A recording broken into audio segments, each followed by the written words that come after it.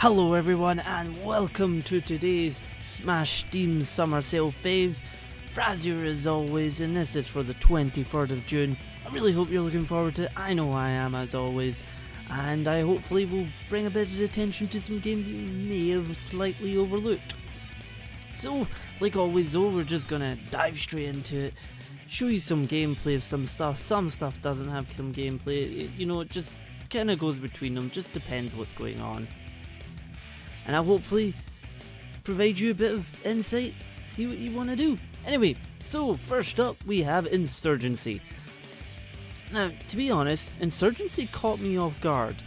It's like, it kind of like with all the modern military shooters going on and everything, you're like, Insurgency is fantastic. It is superb. Me, Conflict Nerd and Charlotte Shuffle played for hours on end in this game, and they've updated it quite recently as well. There's a ton of content for it, and don't get me wrong, the game is brutal. It is certainly brutal. You screw up once and you're dead.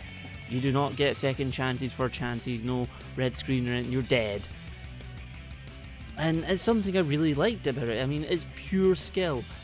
It is superb, and the developers have done amazingly well. There'll be a link to the side. Actually, I did a smash look on this. I loved Insurgency. That video will provide you a bit more of a better in-depth preview of it, so you can see, if you like it or not. And of course, at the end of the video, we'll give you a bit more pros and cons. Now, next up is going to be Saints Row 4. Now, there's a lot I could say about Saints Row 4. It has pluses, it has minuses. I did an entire playthrough with Charlotte Shuffle, which is on the channel. To the left, of course, you'll find a lovely button to take you to that playthrough. There's also a Christmas special playthrough as well if you wish to check that out. You may have to hunt for it. But there's an entire playthrough. It is... I mean, Saints Row is kind of went from serious and got kind of more crazier and more crazier. Saints Row 4 just turns that up to like 100 times odd. 110% extra crazy dashed in there. And it is a blast. It's totally manic fun. You play as superhero. Well, you get like superhero type powers and trying to save humanity and everything. And it's just, the developers go nuts. The weapons are nuts. That you get superpowers and lightning bolts come out your hands basically, and it's just like, what are you doing?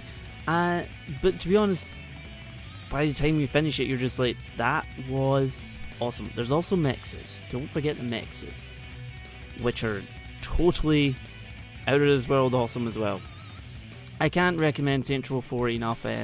I loved it. Sherlock also loved it, and there's an entire playthrough on mine and his channel. If you want to pop over there, if you want to see it from his view, because there was times we would go kind of separately, do our own things, and then come back together in the mission. He does stuff, and it's that sort of thing. But the link shall be there, so you can see it. You can pop a few videos up if you want to see more, or watch the entire playthrough. I don't care. Have fun. Just make sure you pick it up because it is awesome. And now, as we do, we will continue on to our third title. Or I might say titles. Now, this is Lego.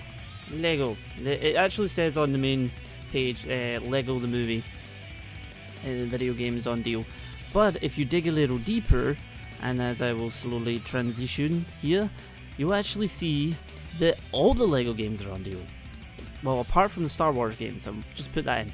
Hence the Lego games being down at the bottom. But the Star Wars ones aren't on deal. But literally, Lego the movie, Hobbit, Marvel, Lord of the Rings, Batman 1 and 2, and Harry Potter ones are all on deal for 75% off. That is fantastic.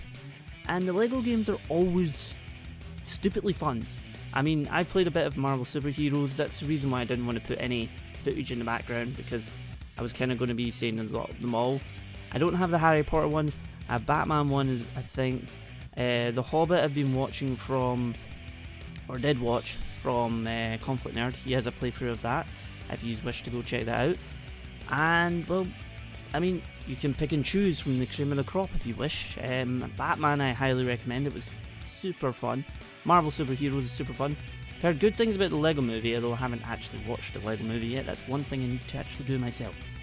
But, highly recommend. Lego games are always just balls insane. They're really fun, they have cracking humour about them.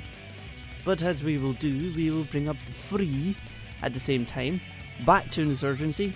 Now the pros and cons, well the pros is you're going to have, it has a kind of high skill ceiling, but it's proper enjoyable, and you know, it's kind of a fresh, it's nice and fresh to feel in the sort of modern military shooter going on. By that I mean, like, you know, you've got your battlefields, you've got your COD, and it always feels a bit, oh, right, okay. Whereas Insurgency comes in and it feels fresh, because it's like, you're having to really, I'm not saying like COD and Battlefield you don't really think, but Insurgency is like, it's very, very tactical, and you're going to spend hours in it, trust me. Cons, of course, that skill ceiling.